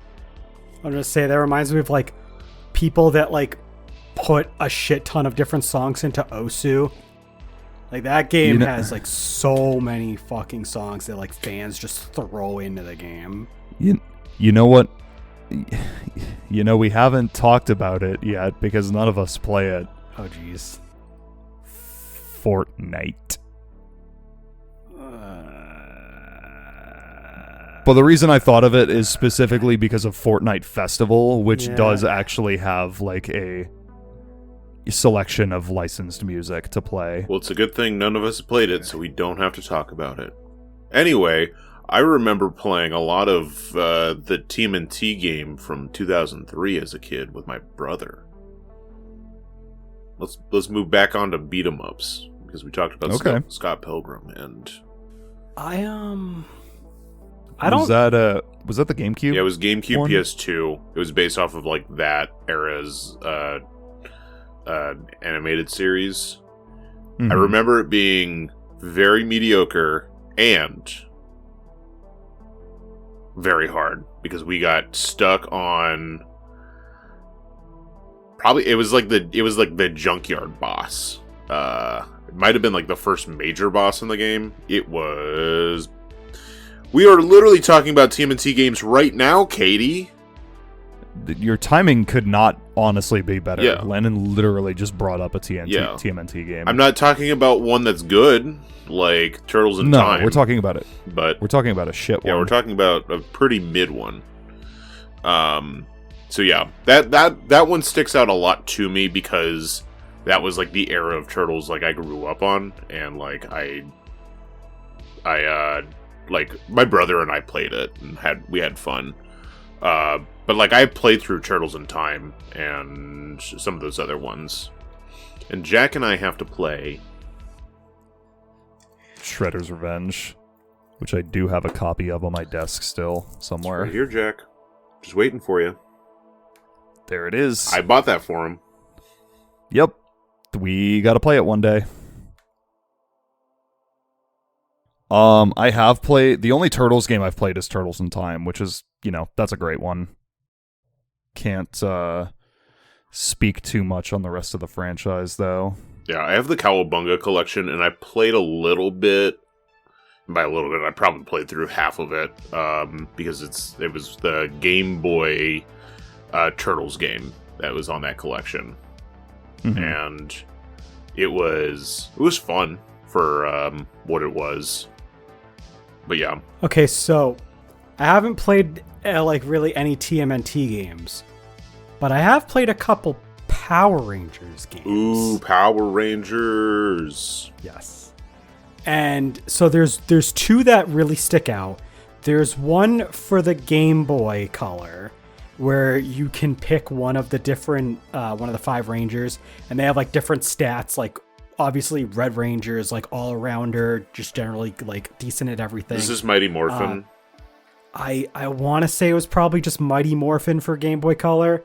That one's like a side-scrolling beat 'em up, mostly action kind of. It's not really a platformer because it's much more action based. So I want to say it's more like 2D side-scrolling beat 'em up kind of game. But it's not like side-scroll or not beat 'em up in the same style as like a TMNT or like a Streets of Rage style game. Like the perspective is still like 2D platformer sort of thing. I like that one. And then there was a fighting game for the Genesis and Super Nintendo, or Super Nintendo specifically. That one. So I think it was Power Rangers The Fighting Edition, and I just remember playing that game because like you could just play as the Megazord. And it was like the wildest thing, and like the Megazord was just so overpowered. I just picked it in like every fight, and I just beat the shit out of like whatever I felt like fighting in that game. And that one was pretty solid. I remember like it handling pretty well. It's been a very long time since I played it. I have to play it again, but there's the Battle of the Grid game that's out now. Like that's the most recent. I've heard it's actually pretty decent. I never got to play it. I remember seeing it at my store when I was like working the electronics department, and I was like, interesting. Yeah. It even has like the Ryu and Cammy crossover like Rangers that they did for like a comic set. Like they're featured in that game too. So it's pretty cool. I remember playing my brother had some of the Dino Ranger games for like the PS2. Those were real funny. Like there was like a phase of it that was like it was like a tactical defend the fortress type deal, where you would set up, if I remember right, you would set up like barriers to like stop enemies, and then you'd play as the Megazord to like beat them up as you like play through it. It was weird for like that level, but yeah, I remember that. Trying to like look at like the list of different. There's so many licensed games based on anime. There's so goddamn much. There's like, a lot. Jesus Christ. One game I've neglected to mention until this point, the Simpsons Hit and Run. There's a lot of good Simpsons games. There's some pretty good. That one is like. There's the arcade one that is real fun. And then speaking of just arcade games, I'll let you go back to Simpsons. There's the X-Men arcade game that's also really good. But yeah, I will definitely say that Simpsons Hit and Run was like a core memory game for like the PS2. Like even though my time with that game was relatively short, I definitely vividly remember that game because the selection of vehicles that you could play as in that game was ridiculous. Like there was just so many cool like cars and stuff that you could drive around, and like I remember like you could do a bunch of cheat codes because it was basically like a Grand Theft Auto game but with the Simpsons instead. But it like really like it like emphasized the car part a lot. Like it I remember there was as you go through like the different levels, which are like different areas that you go to, there's like different cars that open up. I remember late in the game there's like a race car that's like it's literally a race car, but like that you can unlock. There was a cheat code that could unlock little like a brick. Like it was just like a brick square cube shaped thing, and for some reason it drove disgustingly fast. I don't remember. Like I just remember doing like cheat codes to like play as like to drive stupid shit that they had as vehicles in that game. I on top of that I do also have like I remember way back in the day. I don't remember if they still have it. It's been a while since I've been there, but back in the day, and way back in the day when I was like a young kid, my family and I would vacation up in northern Michigan. And there was one of my favorite pizza places of all time, Vivio's in Petoskey. They had a Simpsons arcade cabinet, like in the waiting room, and my sister and I would play that a lot while we were just like waiting to be seated. And I have like memories of that. One of the vehicles you could unlock with a cheat device in Hit and Run was an ice cream truck. I remember that. Yep. I was looking it up. I was looking up the list. I remember playing as the ice cream truck. The for the Simpsons arcade game, when I went to Aaron's bachelor party, we went to an arcade, and it was like free play. You just paid admission to get in, and so like I like gave myself 99 lives, probably more than that, because it took a while after a couple deaths for the life counter to go down. So we just steamrolled through the game, like 4 of us. Hell yeah. Because we were just having fun. Hell yeah. There are also a lot of bad Simpsons games. Oh, yeah. Yeah. So many. Shout out Simpsons Wrestling. God. Which is somehow worse than Sonic the Fighters. Sonic the Fighters is only really mediocre. I was gonna say Sonic the Fighters is not that bad. Like it's shallow, but like it's fine. They're both like in wrestling rings, though. Yeah. Actually, Sonic the Fighters. Kind of. I guess it depends. Kind of. I would say like in a couple of instances it is they are in like a ring sort of thing, but like it's not like a hard and fast rule. Like some of the stages they're like not quite. There's like the plane where they're just on a fucking plane. Yep. Or like a boat or some shit. Like there's like those. Yeah. Yeah, no, I luckily did not play like really any of like the super bad Simpsons games. I wasn't like a huge fan of the Simpsons, so I only played a couple of the games. And luckily, they're 2 of the good ones, because I played Hit and Run and I played Road Rage. And Road Rage is just Crazy Taxi, but Simpsons characters. And I just... Hell yeah. I remember playing that game, and there was... God, some of the stuff the characters say was like super hammy. Like, I don't remember anything offhand. Like, I'm literally going to look it up right now. I have also played I have also played the Simpsons movie game, which was on every platform imaginable at the time. Oh yeah, the Simpsons movie was a big ass deal. And it was like each version of the game had a different box art, which was pretty crazy. Shit, have you guys played the Family Guy video game? I was going to ask you if you played, because I thought you played it, I've played a little bit of it, yeah. One of my friends owned it back in the day, and it's fine. It's a pretty mediocre game, and it has Family Guy jokes, so it's like your enjoyment pretty much hinges on how much you enjoy the jokes, honestly, because the game itself is underwhelming. I bet. So it's like a Gex game. Yeah, kinda. God. That is already unremarkable to begin with. Good old Gex. Good old Gex. Fucking Gex. Get out of here, Gex. You ain't licensed material. No, he's not. Nobody references licensed material all the time. Yeah, or at least people. I was gonna say I remember when I was played Gex 3 Deep Pocket Gecko on the Game Boy Color. Like, even that one, despite the technical hardware, was still trying very hard to reference licensed material where it could. You go into, like, different, like, TV channels. Is Sonic Adventure 2 licensed material? Or Sonic Adventure 1? Because it has soap shoes. Is that a licensed video game? No, that's just a merch tie-in. Well, then is Mario Kart 8 a licensed video game? No! God, we're going down this rabbit hole. God. The only, big series I can think of left, that I wanted to touch on before we wrap this up. And don't worry, there's a little something else I will talk about that ties directly into this. Oh, you decided second. you're just going to save it for... I thought you were just going to talk about during the podcast proper. Well, we have to let them listen to the whole thing. We got to make them want to listen to the whole thing. We'll be talking about that in a little bit.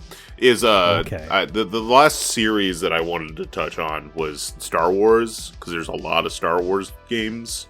There are a shitload of Star Wars games. There's a lot of Star Wars games, and your mileage on that is really varied because there's a lot of different Star Wars video games. There's a lot of good ones and a lot of bad ones. I haven't played any Star Wars games, to be honest with you. Battlefront 2, classic. Well, the 2005 version. Pandemic Studios, 2005 Star Wars Battlefront 2. Classic. The original 2005 Battlefront 2, classic. Knights of the Old Republic, classic. The original one, classic. Lego Star Wars, classic. I like Rogue Squadron and Rogue Squadron is good. That one's a good one. Bounty Hunter, Star Wars Bounty Hunter. I have not played that one. That one's fun. Yeah. Those are like Pod Racing. Pod Racing was pretty good. Star Wars Pod Racing. There was I forget if there was the Super Nintendo one. I think it was just Super Star Wars. I remember that one. Yeah, that game is hard. Yeah, I remember being pretty good for being like stupid hard. But yeah, Star Wars, especially Battlefront 2. Oh my goodness.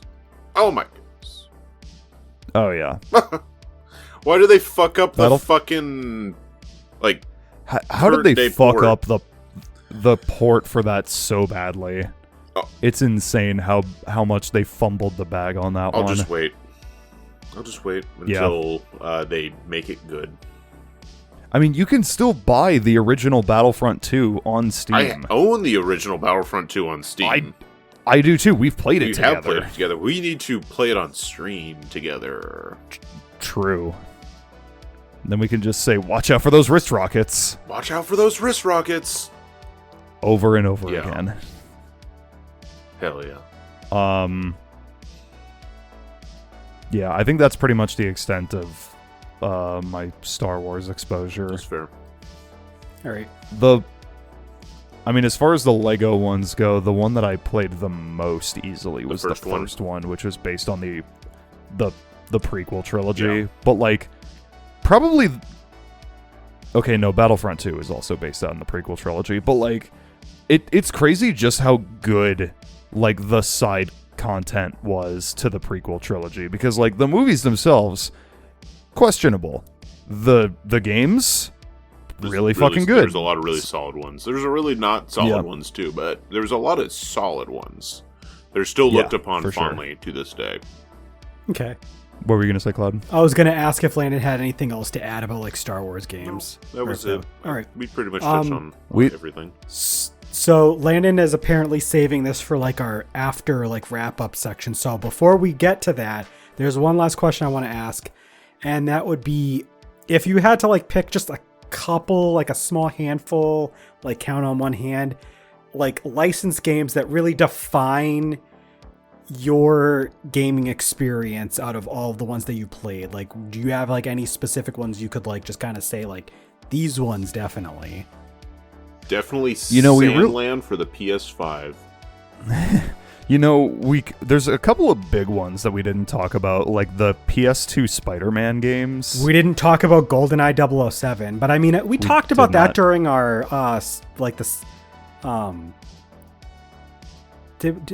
we talked about like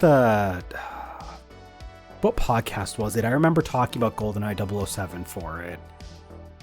I do not remember. I do not remember honestly that much which one it was, but I didn't bring it up because I remember talking about it in a previous podcast, so like that's why. But I mean, GoldenEye 007, that's like a big one. Like that was not only was it a good licensed game, it was one of the best games on the system that it came out on. So like insane. Yeah, I think I didn't talk about Kingdom Hearts because you weren't here, but there's licensed games, and then there's games that heavily rely on licensed content, And while we talked about both, I tried to steer away from like talking about just games that have licensed content, because for me that's just like a rabbit hole that you just keep falling deeper and deeper into, and I was like, I'm gonna keep away from that. We also didn't talk about Marvel versus Capcom. That's true too. Because that's literally half Marvel, so half licensed shit. Yeah, I've never really been a big into like Marvel versus Capcom. Like I liked Ultimate versus Marvel vs. Capcom 3, but that's about all I've played. I was really into Marvel vs. Capcom 3 for a while. Yeah. That's a fucking great game. Yeah, I really love Tatsunoko versus Capcom. Probably the best versus Capcom. Yeah. Okay. I agree. Okay. Another really like one more quick, really good one. And there's a few of these now, I think, but I've only played the first one. South Park: The Stick of Truth. There are other South Park games that came out like back in the 90s. Like there was the South Park on the 64, which is fucking terrible. But like Stick of Truth, really fucking like in terms of presentation, it feels like you're just playing an episode of the show, and it's great, honestly. Okay. Other ones that you can think of? I already said GoldenEye.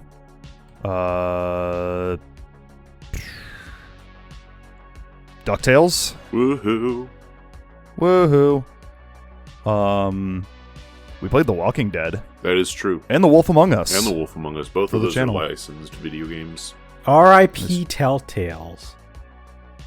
Yep. Telltale Games. That's I'm gonna skim through our LPs and streams to see if there's anything I missed. I mean, obviously there's like Garfield Caught in the Act from way back when. Another classic. Another Gaming Stooges hood classic. I think that's about it, though. There was that And one that- time we I played was gonna say, Dragon is Ball that Z it? Kakarot for the channel. True. I would say but to like go back to the question about like Top 5. formative licensed games.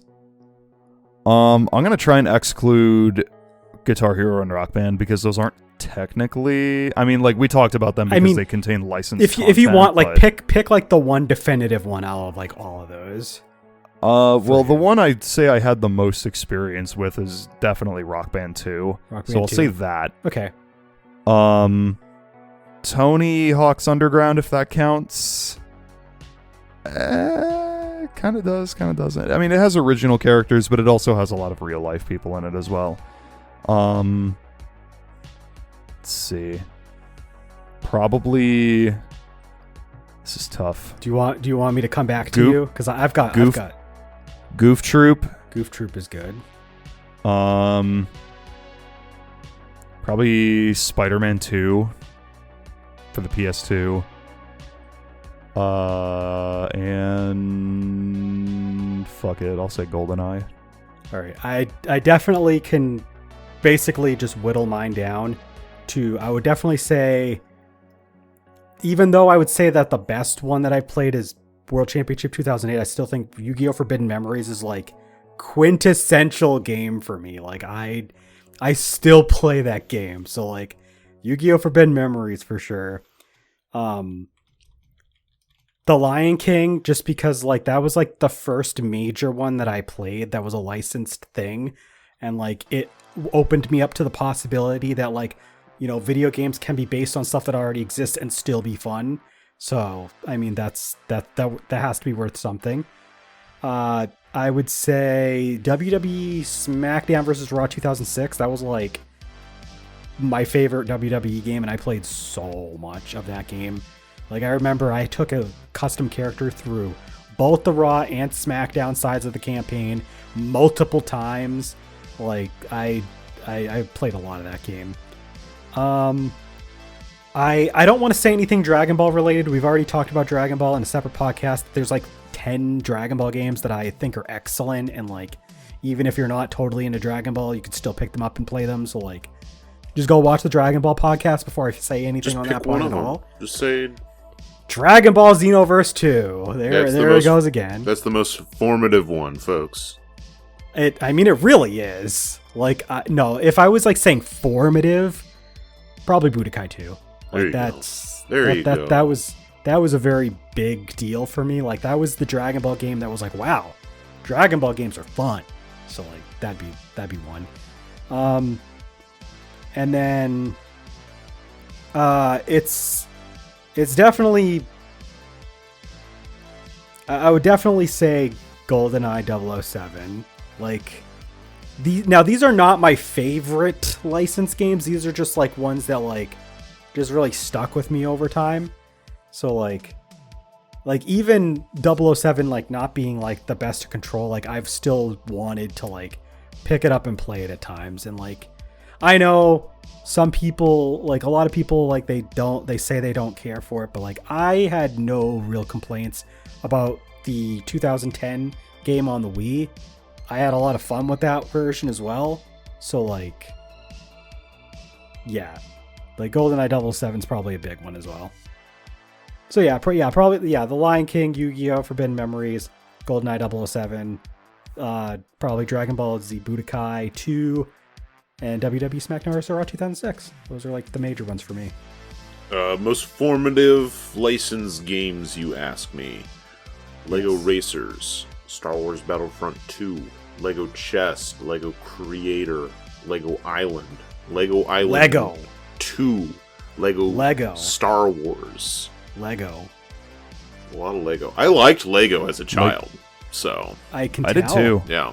I didn't even bring it up, but I also played a shit ton of Lego Indiana Jones as well. That's a good one. That's a good one. And then that TMNT game 2003, classic. Classic. And Shrek 2 for the GameCube. Oh, and SpongeBob Bikini Bottom. This dude's out here just listing stuff beyond being able to count on two hands, let alone one. How did we go this entire podcast and forget to mention SpongeBob? There are so many fucking SpongeBob games. Well, I've never played any of the SpongeBob video games, to be honest with you. Really? We ran out of time, folks. Oh, well. So, Jack, what have you been up to recently? Landon's trying to rush this podcast to the end so he doesn't have another 3-hour podcast. We gotta start getting down to like hour podcasts. I'm sorry. Hour and a half. Hour and 10-minute podcasts. All right. Well, hour and a half. Was our last podcast on the 24th? Yes. Is that correct? Yeah. Because I think it was like right before my birthday. It was right before our birthdays. Landon's birthday eve. Landon's birth eve, correct. Landon's birth eve. It's been a pretty busy 2 weeks for me, actually. It was the 23rd, because I remember Landon wanted to do it a day early. That's right. We did podcasts on Tuesday, and then we did Apollo on Wednesday, and then Friday that week. Yep. Yeah, it's been fun. I went to a lot of shows in the last few weeks. On my birthday, Cloud's leaving. My birthday was fun. I had to work for part of it, which sucked ass. Yeah. But me and some friends drove up to South Bend for a small death metal show. Shout out Gates to Hell, Vomit Forth, I Forget the Third Band, and My Buddies in Feticide. That would be a great like opener band name. I Forget the Third Band. I Forget the Third Band. I can probably pull it up right now and see. Hold on. What else did you do? It was pretty much that. Or on my birthday anyway, because it was like we went there. A lot of friends, a lot of people I knew, a lot of people from Fort Wayne were there. We slammed beers and enjoyed a good death metal show, and it was fun. Hell yeah! In a sweaty ass basement. Let's see. A few days after that, went to go see Knocked Loose in Detroit, and that was great. Let's see. You guys saw Jefferson recently, right? What's that? You saw Jefferson? Yeah. Jefferson Rosenstock? Yeah. I saw him a couple weeks ago. That was before the last podcast. Yeah, okay. Actually, it was close to a month ago. But yeah, I saw him in Detroit on the 13th last month. Or you're going again? Is that it? I am going again because he's playing in Indy with Chris Farron, and I am absolutely going to that. Yeah, that's what it was. Yeah. I'm looking here at the fucking the notes file of the shows that I've been to this year, which is already this long. Man. Keeping a big old notes file. Yep. Let's see. Just this past Sunday, me and Bethany went to go see Cheek Face in Detroit, and then just yesterday, me and some friends drove up to fucking Pontiac, Michigan, which is a 3-hour drive. It's technically a Detroit suburb, but it's like 3-hour drive away on a goddamn Tuesday for an 8-band bill. Ooh. That was every band on that bill was great, but like Jesus, it's so many bands cuz like it was literally like 2 different tours. Like 2 completely separate tours that for one show in Michigan like combined for one 8-band bill. Oh wow. And it was ridiculous. It was a super event, super venue. It really was. It was gag, peeling flesh, cruelty, 200 stab wounds, Jesus Piece, Sanguisugabog, blanking on Full of Hell, and Dying Fetus. Those sound like band names. They are, I assure you, they are real bands. I know, in fact, he's not making those up because you've said those names before. I was going to say, I have said Dying Fetus sound familiar. I've actually never seen Dying Fetus before, and they were great. Oh. But I'll post one picture I took in the spoilers. But that's what I've been up to the last few weeks. Mosh pit, absolutely. It was ridiculous. I've been, not up to a whole lot. I've been slowly starting to collect more physical video games. I had alluded to it earlier in the podcast, but I have the Project Diva PSP games. Got Project Diva 2nd, Project Diva Extend. I think I did that in the right order. Yes, I did. Okay, making sure. I also just got in, I think yesterday, a copy of Yu-Gi-Oh! The Sacred Cards for the Game Boy Advance. This is actually kind of neat because it's like an RPG that uses the card game as like a vehicle for like a story where like you self-insert into like the Battle City tournament arc. It's kind of fun.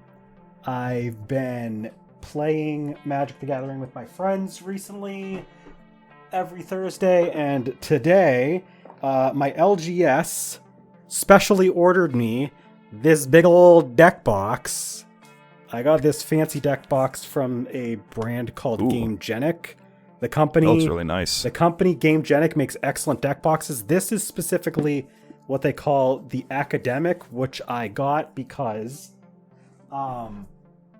that is specifically a collaboration that the company originally did with content creator Talarian Community College. He reviews like trading card game accessories and stuff like that. So he like reviews like deck boxes and card sleeves, and he used to do that a lot, but he hasn't really done a whole lot lately, but he mostly does like Magic the Gathering based content. And they did a deck box with him, and I'd already bought a GameGenic deck box in the past, and I was like, well, I love GameGenic, their deck boxes are great, so I got this deck box to like support both, you know, the content creator that I like as well as the company, and it's great. Like it houses everything. It has all my dice in it. It's got my little spin down that I can use to keep track of my life counter. There's like these like special like cards that are like dry erase materials, so like you can write on them for like tokens and then like erase them with a little eraser. That's been super convenient for keeping track of stuff. So it's like, oh, I need to make this little like token thing that happens because of this card, so like I just write it on dry erase. And I used to have to like just kind of lug that separate, but I just have room for it in the compartment with that deck box, so that's pretty cool. And Other than that, I played a little bit of Kingdom Hearts 2, so we might get back to it in the near future. I was grinding. I was grinding a bit, so No. Can I show off one quick thing that I forgot to mention before that happened? So for my birthday, Bethany got me this Absol. Oh, that's sick. Fucking card box. She found it on eBay, and it was sealed. The box got a little beat up when it. Oh, that's cool. Shipped. They have like older style cards too, like the Charm. Oh yeah, it was like there was like I already opened all the packs in here, but like yeah, there was like a few like I think 4 or 6 different packs that were like all from like kind of different eras of the card game. That's sick. Yeah, this was super nice of her because she knows Absol is my favorite Pokemon. That's cool. But yeah, aside from that, I've been just kind of up to the same old stuff, just working on a video for a solo channel, trying to slowly play more PS5 stuff so that I can play Kingdom Hearts, get myself motivated to get back to that in the near future. Been playing a lot of Project Diva, so a lot of rhythm game stuff. Eventually, I will play more kart racers, Katie. But right now, I'm on a Project Diva kick, and I could make a video about that, and that doesn't require me to play 55 plus 90 plus 120 plus whatever, however many kart racers I would have to play for one video. That's a lot. Like earlier today, the newest game that had come out, Project Diva Megamix, my girlfriend and I were actually like playing, like we both have it, so we'd both pick the song, and then we'd both play through the song at like the same time and like compare scores at the end of the song. Cause she's finally like caught up to a point where like she's basically like just about almost to my level. Cause I can play like the songs on like hard, and she's like able to start doing that on like the lower, like the less difficult songs. So we like can like play together now and just kind of like do like a little rivalry of sorts in a rhythm game series. It's pretty cool. And that's it. Yeah. I got back to Dark Cloud 2. Been trying to work towards the platinum trophy on that. It's gonna be a while though. And yeah, basically the same old. Just wanted to show off a couple cool things I got. Oh, I didn't get to show it off actually. This might be difficult, and this is only for the viewers, but I got a free table that is literally just, it's like, you got, or did you steal? It was out on a curb, and so it was going out to the trash. They put it up against a telephone pole and had it rested, as in it was getting tossed out. So yeah. So yeah, you stole a table from a. It's not stealing if they literally left it out for the trash to get picked up. Poor homeless child. You just stole their home. No, to be fair, the next day they had a bunch more shit out, and like I wasn't gonna take any of it anyway. Like I could not take any of that extra stuff. Like I just saw the table, and like I need some extra like space elevated above the floor, so I was like, oh, table. There you go. Okay, I'll make it real quick so I can get to the meat of this. He's gonna talk. He's got a review. Well, it's not a full review, but it ties into the discussion, and I feel like it'll be fun. I've been reading Witch Watch. Witch Watch is very fun. There was a whole chapter where all the characters become Minecraft characters. Just interesting. It's the premise is an apprentice witch is being hunted by warlocks, and so her best friend from childhood, who is an ogre, is like protecting her now as they attend high school, and they get up to shenanigans. Okay, so there's that. I've been playing. I played a little bit of Princess Peach Showtime. I got to the 3rd floor.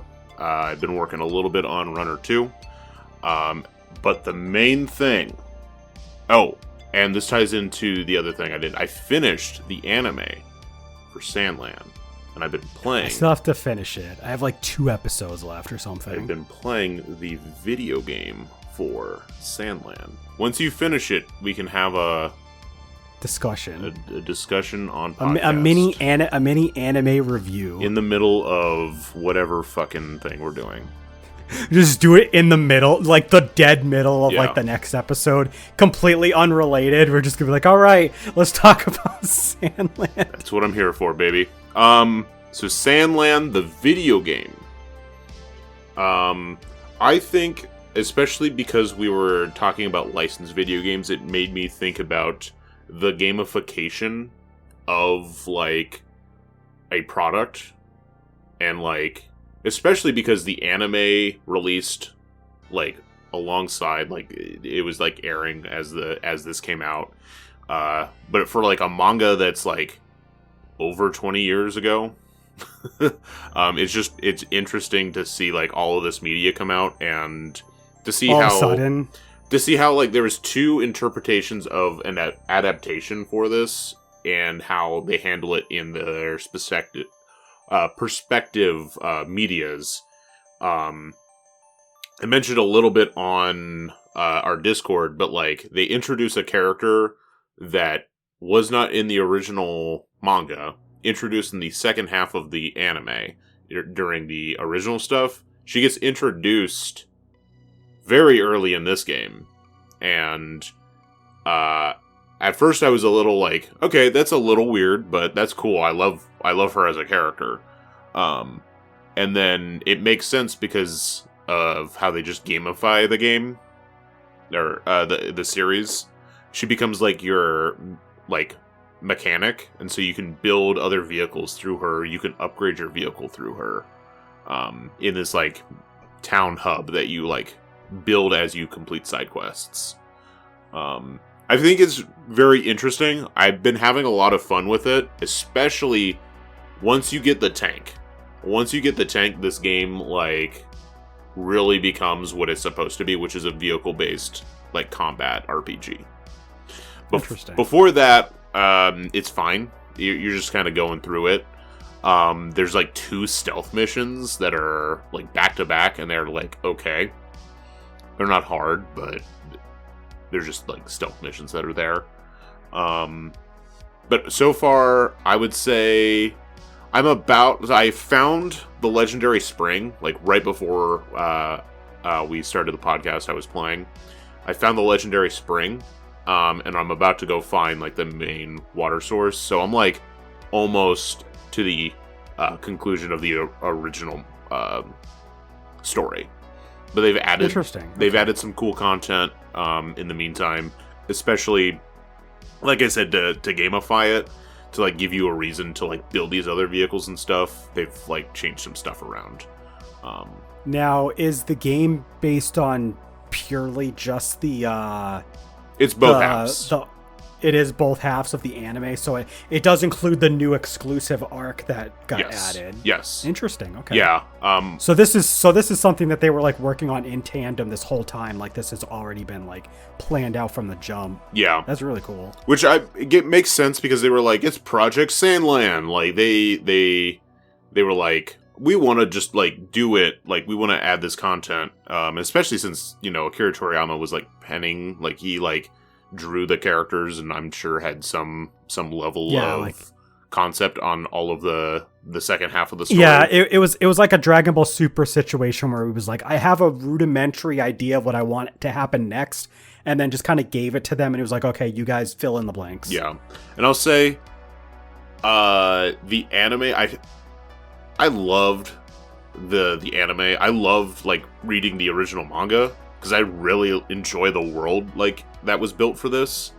And like having like all of this kind of dumped on me at once is like fun because I get to continue to explore the world, and especially because of like the whole hub town that as you like complete side quests, you bring in new people, so it'll open up shops. And you can like upgrade those shops by doing these side quests too, and like unlocking new stuff to like do stuff. And then you also see like the physical town. It starts off as like a almost deserted wasteland town, And then as you bring in these people, like they really build it up. And you can see the progress over time. And it's really cool. Okay. Yeah. My biggest negatives for the game, because even in a game I enjoy, I gotta nitpick somewhere. Sometimes the quest marker is just, it really likes to hold your hand, and it'll go like, especially during one of those stealth missions I was mentioning, when you're going to get the tank, it felt like 10 feet. Like, there was like, all right, now go here. All right, now go here. All right, now go here. Oh God, it's one of those things where it's like, it's not even like a waypoint. It's like you go to this specific spot, and then it'll clear, and then another one will pop up. Yeah, I hate those. I hate that and shit. This is on top of, like, I know people like have their whole deal on like yellow paint.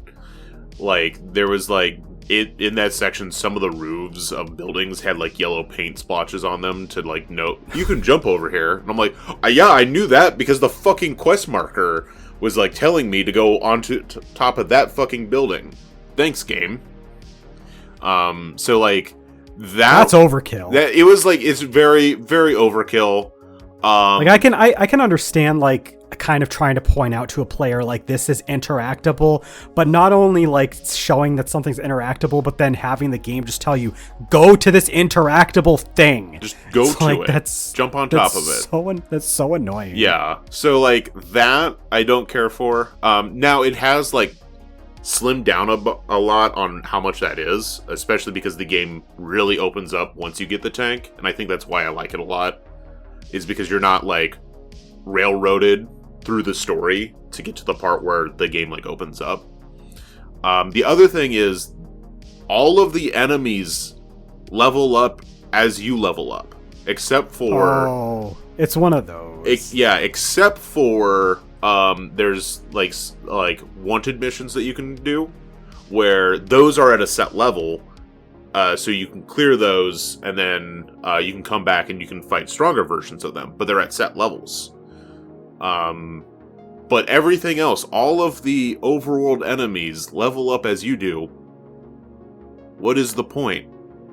Yeah, that's a Final Fantasy VIII situation. It's like there's too much stuff that's just scaling to you, so like you can't feel like you're progressing because it just scales. And I mean, if it's just hey, we want to give you the ability to have skill points, well, you can just give me skill points as I complete the story mode. Like, if that's all you want to do, is like, because there's a skill tree for Beelzebub and then Rao and Thief. They have skills. And also, Cloud, because I assume you might play this game, if you do, dump as many of the skill points as you can into Thief at first, because he gives you like all the passives for getting extra collectible materials for when you're like upgrading stuff. Oh. Yeah.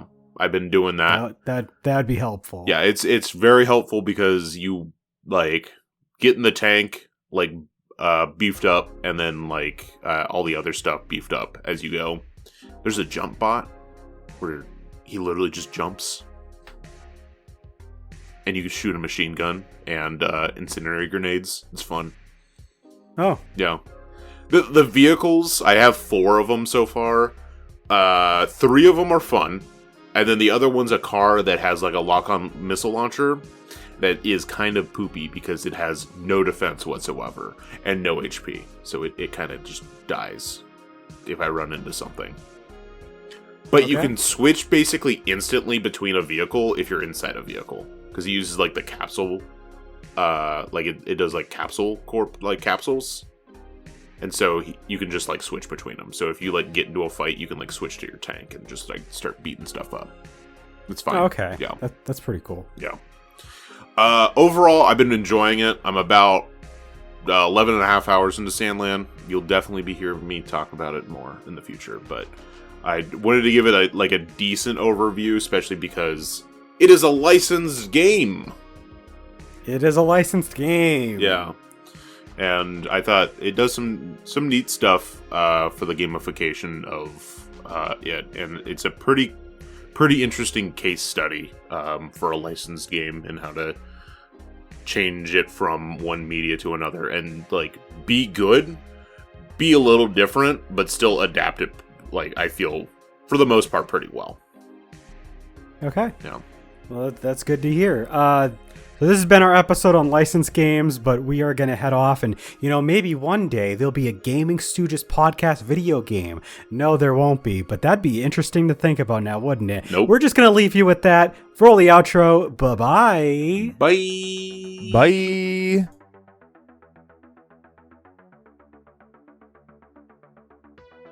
Thank you for listening to the Gaming Stooges Talks podcast. If you enjoyed us, consider subscribing to our podcast RSS feed or follow us on youtube.com/GamingStooges and twitch.tv/GamingStooges for more gaming content. If you would like to chat with us, join our Discord. The link can be found in the episode description. We also want to thank all of our Patreon supporters. Your continued support means a lot to us. Not already one? Please take a look at what we have to offer anyone who becomes a patron at patreon.com/GamingStooges. See you next time.